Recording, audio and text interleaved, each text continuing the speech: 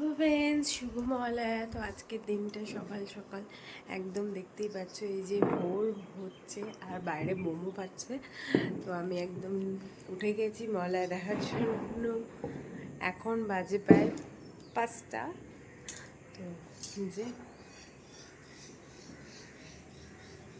ভোর হয়ে গেছে।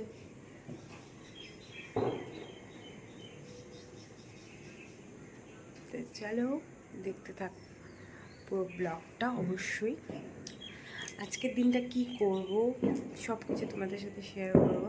এই যে পিছনে এখনো বড় ঘুমাচ্ছে আর আমি তো উঠে গেছি, যেহেতু আমার প্রতিবারের অভ্যাস। তো এবার তো মিস যাবেই না, তার জন্য। আর তার সাথে একটা ছোট্ট স্পিকারও আছে আমার সাথে, যে দেখতেই পাচ্ছ আমি শুনবো আর সবাইকে শোনাবো, তার জন্য বাইরে লাগিয়ে দিয়েছি। তো চলো চা বানাচ্ছি। আর এই যে এখানে পাউরুটি শাঁকা আছে, তার সাথে আমি চাটা বানিয়ে নিচ্ছি। আমরা আমাদের বেরোতে বেরোতে একটু লেট হয়ে গেল, কারণ আমাদের সবাইকে ঘুম থেকে উঠাতে আমরা কিছুটা ঘুম থেকে উঠতে লেট করছি। তোমাদের তো ফার্স্টেই বললাম যে আমাদের বেরোতে একটু দেরি হয়ে গেছে। তো আজকে আমরা চলে যাচ্ছি ঝালং বিন্দুতে। তো একদম নতুন নতুন লোকজনদের সাথে যাচ্ছি। তো এই যে বেঙ্গল সাফারি পথ শেষ করেই আমরা সেবকে ঢুকে পড়লাম। তারপরে এক জায়গায় দাঁড়িয়ে দুজনের জন্য ওয়েট করছিলাম। সেটা দেখতে দেখতে সবাই মিলে বেরিয়ে পড়লাম। সেবকের তিস্তা পার হয়ে গেলাম, তিস্তা পুরো ভরে গেছে। তারপরে আমরা চলে যাচ্ছি এখন সেবকের পার করে ওদলাবাড়ির দিকে। আর এই ওদলাবাড়ির সুন্দর নর্থ বেঙ্গলের বিউটি দেখতে দেখতে আমি দেখছি, তো তোমাদের সাথেও শেয়ার করে দিলাম।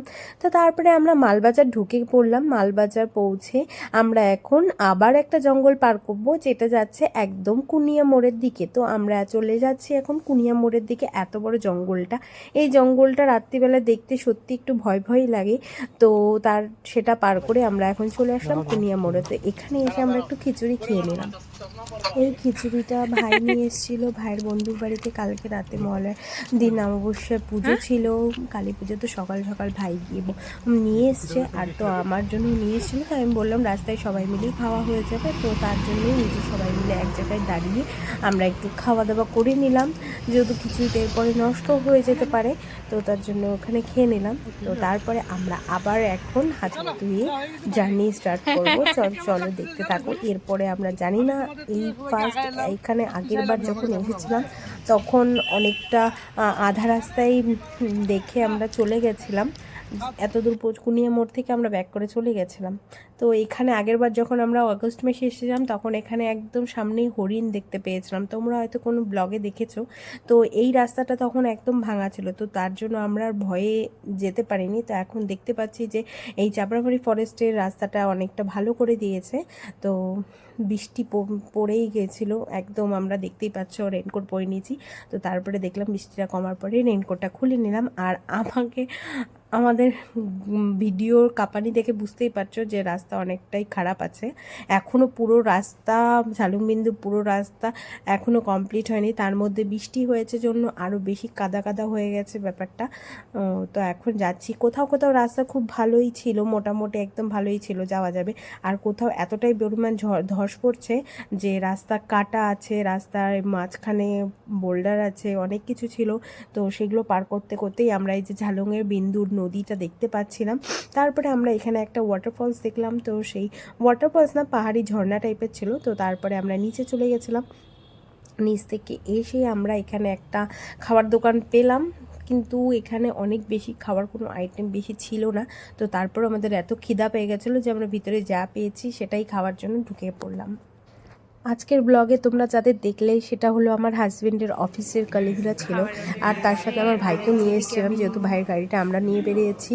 তো তার জন্য ভাইকেও নিয়ে এসেছিলাম। আর তার সাথে এই যে আইসক্রিম নিয়ে নিলাম। আর সবাই খাবার রেডি হয়ে গেছে, খাবার চলে আসছে। আর এই যে এখানে ছিল চিকেন কষা আর ফ্রাইড রাইস, যে আমি fried rice veg fried rice খেয়েছিলাম। এই যে একজন চোর, ওই যে ওইখানে যে গাছটা, এই যে এই গাছটা তুলবে, তোলার জন্য দেখতেছে, যাচ্ছে, গেল চুরি নিল। খাওয়া দাওয়া কমপ্লিট করে সবাই মিলে একটু ফটো সেশন করে আমরা একদম বেরিয়ে পড়লাম বাড়ির দিকে। তো তার জন্য কারণ কি একদম অন্ধকার হওয়ার আগে আগে আমাদের এই ভাঙা রাস্তাটা পার হতে হবে, আর তার সাথে বৃষ্টি তো যখন তখন আসতেই পারে, আর তার মধ্যে চিলাপাতা ফরেস্টটাও পার করতে হবে। যেহেতু বৃষ্টি আছে তো তার জন্য আমরা পার হয়ে গেলাম তাড়াতাড়ি। তারপরে যে গাজলডোবা যেতে যে জঙ্গলটা পড়ে সেটাও আমরা মোটামুটি পার করে গাজলডোবায় চলে আসলাম। আর গাজলডোবায় এসেই আমরা একটুখানি সবাই মিলে খাওয়া দাওয়া করলাম, যেহেতু আমি কিছু খাইনি, ওরা মাছ টাছ খেয়েছিল। তো তারপরে বাড়ির দিকে রওনা হয়ে গেলাম। আজকের মতন ব্লগটা এখানেই শেষ করছি। সঙ্গে থেকো, ভালো থেকো।